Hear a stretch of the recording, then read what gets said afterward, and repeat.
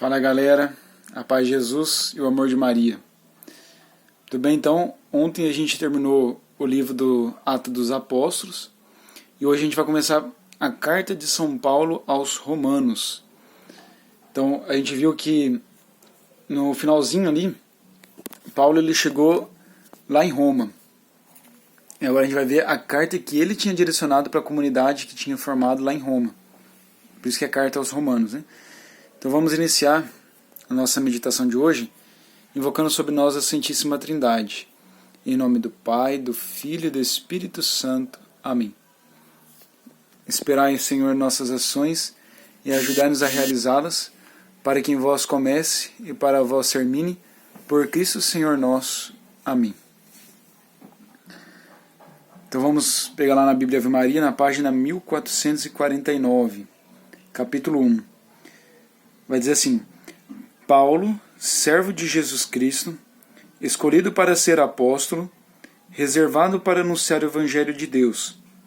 Este Evangelho Deus prometera outrora pelos seus profetas na Sagrada Escritura, acerca de seu Filho Jesus, nosso Senhor, descendente de Davi quanto à carne, que segundo o Espírito de Santidade foi estabelecido Filho de Deus no poder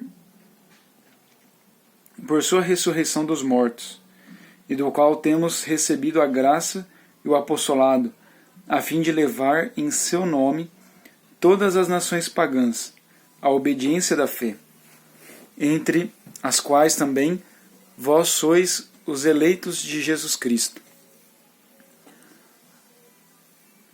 A todos os que estão em Roma, queridos de Deus, chamados a serem santos, a vós graça e paz da parte de Deus, nosso Pai, e da parte do Senhor Jesus Cristo.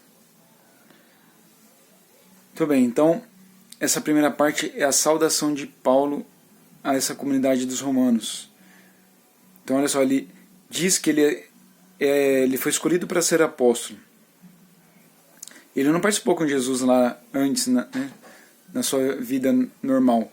Mas nós sabemos como Jesus o alcançou no caminho de Damasco e como Paulo se tornou um poderoso profeta, poderoso apóstolo, anunciando Jesus Cristo. Então vamos lá, versículo 8 agora. Primeiramente, dou graças a meu Deus por meio de Jesus Cristo, por todos vós, porque em todo o mundo é preconizada a vossa fé.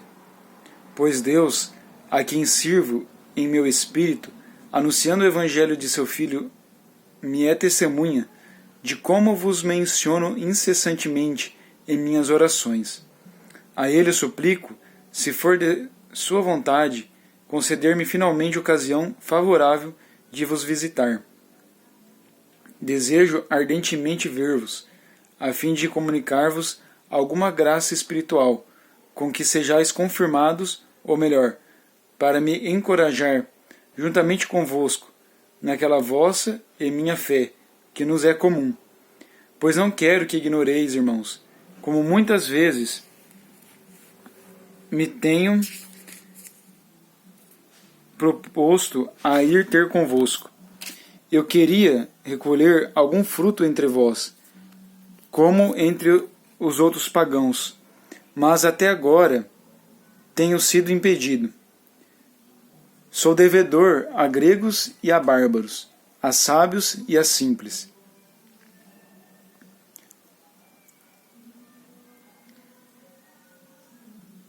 Daí o ardente desejo que eu sinto de vos anunciar o Evangelho, também a vós, que habitais em Roma.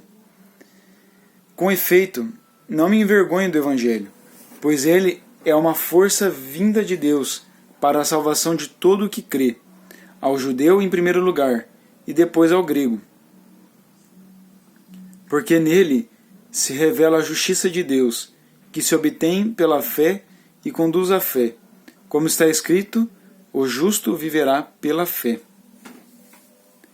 O justo viverá pela fé. Então agora a gente vai começar uma parte onde Paulo vai ele vai descrevendo várias situações que ele vai dizer que todos são pecadores. Não só os pagãos, não só os judeus, todos sem exceção somos pecadores. E é pela graça de Jesus que vamos obter a salvação. Então vamos lá. Versículo 18.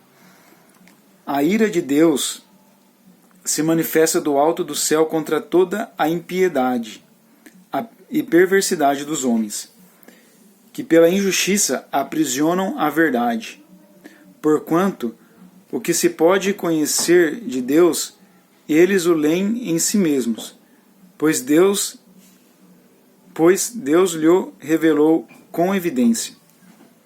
Desde a criação do mundo, as perfeições invisíveis de Deus, o seu sempiterno poder e divindade, se tornam visíveis à inteligência, por suas obras, de modo que não se podem excusar. Porque, conhecendo a Deus, não glorificam como Deus, nem lhe deram graças. Pelo contrário, extraviaram-se em seus vãos pensamentos, e se lhes obscureceu o coração insensato. Pretendendo-se sábios, tornaram-se estultos, mudaram a majestade de Deus incorruptível em representações e figuras de homem corruptível, de aves, quadrúpedes e répteis. Por isso, Deus os entregou aos desejos dos seus corações, à imundície, de modo que desonram entre si os próprios corpos.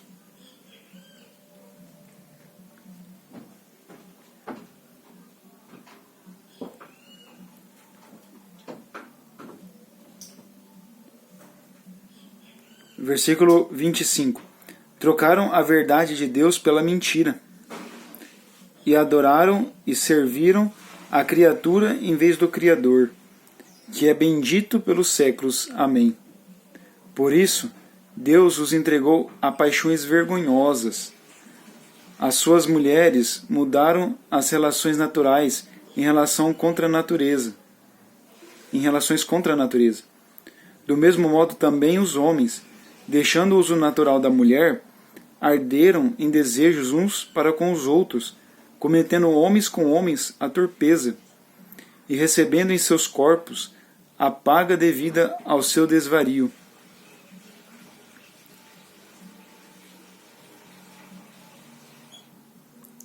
Como não se preocupassem em adquirir o conhecimento de Deus, Deus entregou-os aos sentimentos depravados, e daí o seu procedimento indigno.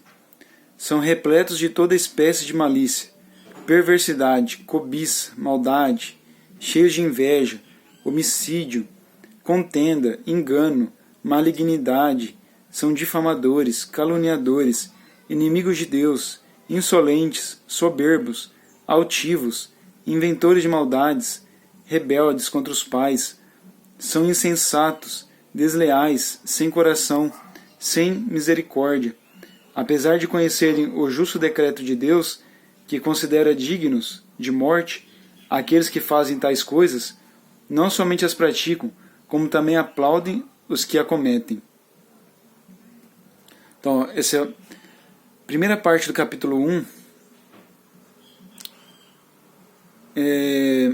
Vai falar da cólera de Deus contra aqueles que praticam essas coisas perversas. Fala assim, ali no versículo 26, que Deus os entregou às paixões vergonhosas. Quer dizer, Deus quer que eles se voltem a Ele, mas eles estavam com o coração endurecido, então deixou que eles seguissem a própria livre-arbítrio, né? E fala aqui, as mulheres mudaram as relações naturais em relações contra a natureza. Quer dizer, as mulheres começaram a fazer relações sexuais com outras mulheres. Depois no versículo 27, do mesmo modo também os homens, deixando o uso natural da mulher, arderam em desejos uns para com os outros, cometendo homens com homens a torpeza. Quer dizer, homem com homem fazendo relação sexual. Aí fala assim, recebendo em seus corpos a paga devida ao seu desvario. E não só isso, ele fala de outros pecados ali também, ó. Fala que são repletos de toda espécie de malícia, de perversidade, de cobiça, de maldade, de inveja, homicídio, contenda, engano, malignidade, fascinação, difamadores, caluniadores, inimigos de Deus, insolentes, soberbos, altivos. Quantas pessoas são orgulhosas, são soberbas,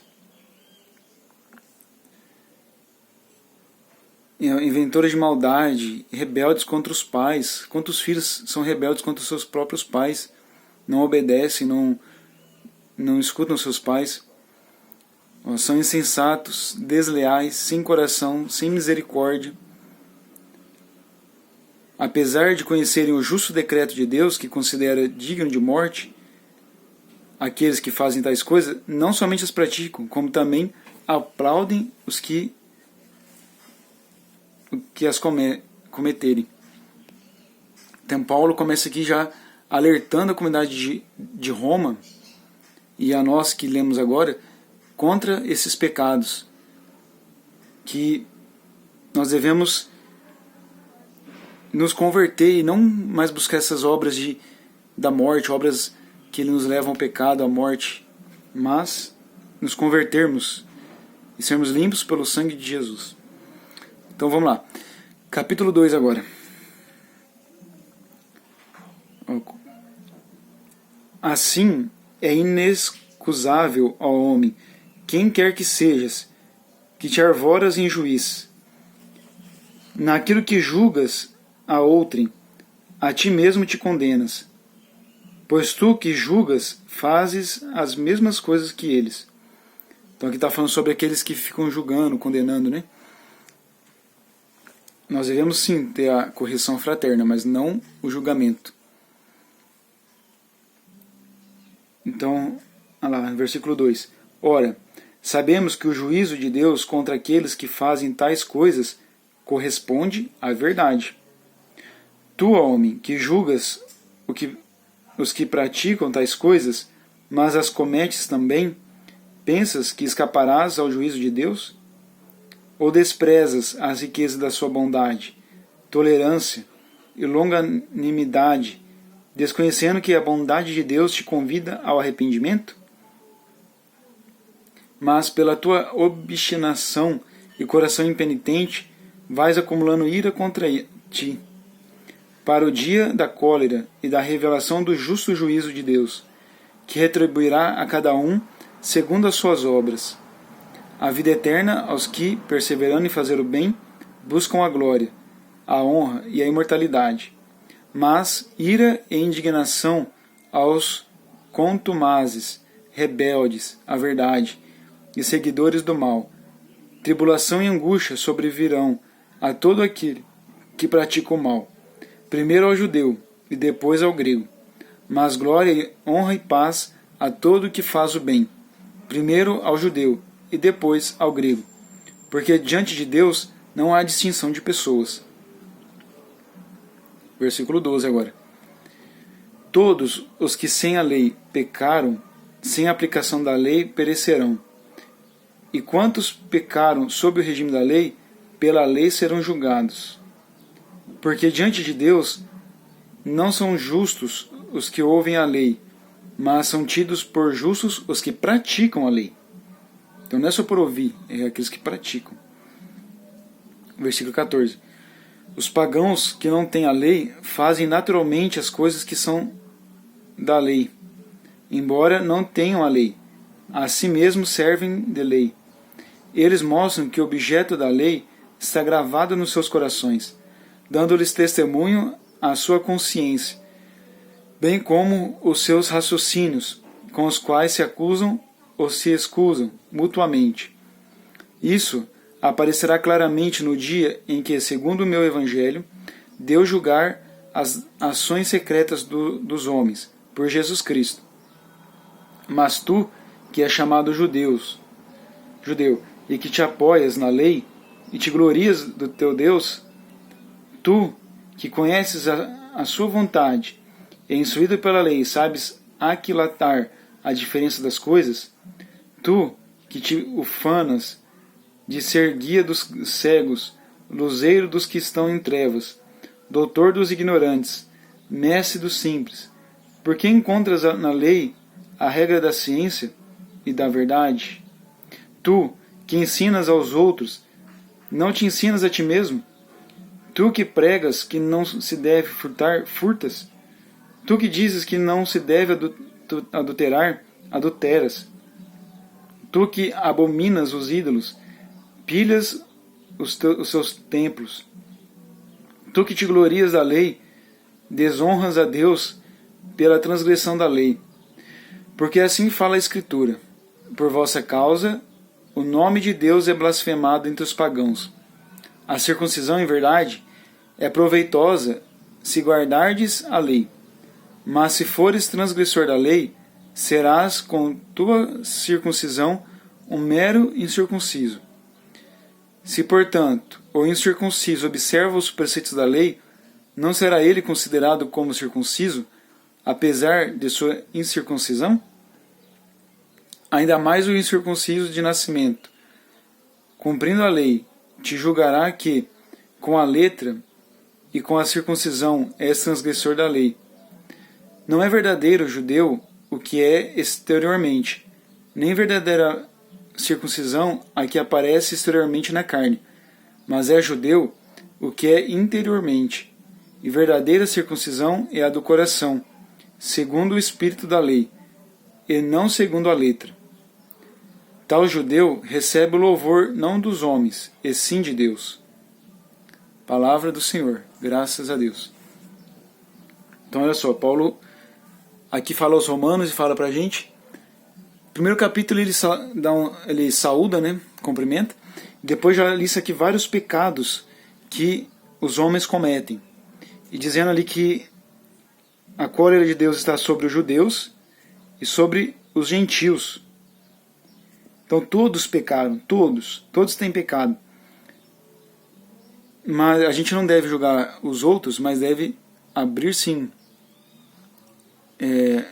chamar a atenção, mas nós devemos também viver, porque não adianta a gente chamar a atenção do outro se a gente não vive, né? Aí é vergonhoso para nós, gente de Deus. Então, no final, Paulo vai dizer que o que mais vale não é a letra da lei, não é conhecer a letra da lei, saber de cor e salteado, é viver a lei, é praticar a lei. E para isso a gente não vai conseguir só pelas nossas forças, mas pela ação do Espírito Santo, que a gente vai ver mais adiante. Então, louvado seja nosso Senhor Jesus Cristo, para sempre seja louvado. Que o Senhor nos abençoe pela intercessão da Virgem Maria, Deus que é Pai, Filho e Espírito Santo. Amém.